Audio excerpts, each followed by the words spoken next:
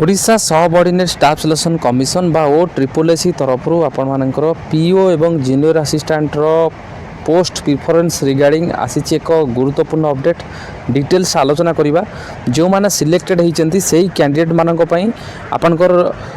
Revision of option for choice of post जोटा कि combined recruitment 2023 होता से रिगार्डिंग रे आपनकर एक गुरुत्वपूर्ण अपडेट आसी डिटेल्स शेष पर्यंत देखते जानीपारे। तो जो मैंने आपनकर कैंडिडेट माने सिलेक्शन होती आपनकर जूनियर असिस्टेंट रे स्क्रीन होती एवं पीओ रे से अच्छी से माने को बोथ पोस्ट पाई प्रिफरेंस पाई आसी अपडेट आपनकर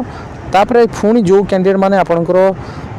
स्क्रीन होते पीओ पाई आपनकर जूनियर असिस्टेंट रे से माने होना सिलेक्टेड से कैंडिडेट माने मध्य बोथ पीओ एवं जूनियर असिस्टेंट पाई एलिजिबल हो पारे। तापरे पुणी देखो 3 नंबर पॉइंट रे कौन रही आपनकर जो कैंडिडेट माने आपनकर ऑलरेडी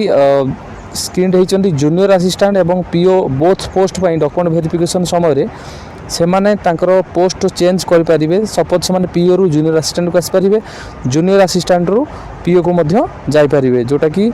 मॉडिफाइड प्रिफरेंस करी पोस्ट चॉइस करें। तापर आउ गोटे पॉइंट देखूँ जो कैंडिडेट माने आपनकर अदर जॉब सिलेक्टेड होती सपोज आपनकर अन्य को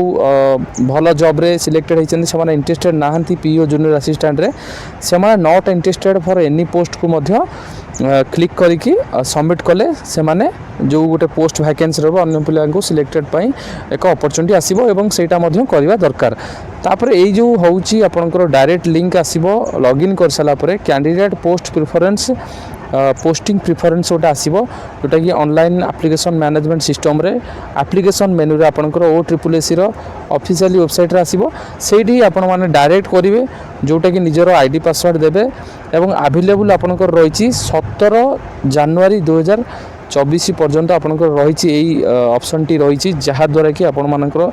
पोस्ट चेंज टू आरंभ करी आपनकर जदि आपण माने चाहूना अन्य कौन सीजीएल कि भल जॉब एसो आपण माने सिलेक्टेड होती आपण माने पोस्ट को नॉट इंटरेस्टेड कले गोटे पदवी वैकेंसी आसो गोटे भल पदक्षेप नहीं ओ ट्रिपल एसी जहाँकि अन्य पिला सुजोग मिल एवं आपणकर जेकोसी पदवी पर आपण माने सिलेक्टेड हेले आपणकर सब्जेक्ट आपण माने पोस्ट प्रिफरेंस रे चेंज करें। तो यही जो सिस्टम टी आपणकर 17 जनवरी पर्यंत रोचे ता मध्य आपण माने जो माने रही से माने एटा को भल से क्लियर होगी ऑनलाइन मोड रे चिंता करके एटा को सबमिट करंतु एवं वंस सबमिट हला परे एटा को चेंज करी होबो नाही जेहेतु ऑनलाइन एप्लिकेशन मोड रे होची। तो गुरुत्वपूर्ण अपडेट आपण माने निश्चिंत जो मानकर एई सब ऊपर डाउट अछि से माने निश्चिंत एटा को क्लियर करंतु एवं इन्फॉर्मेशन को मात्राधिक शेयर करंतु जो मानकर अन्य पदवी अछि से माने मध्य नॉट इंटरेस्टेड करंतु एवं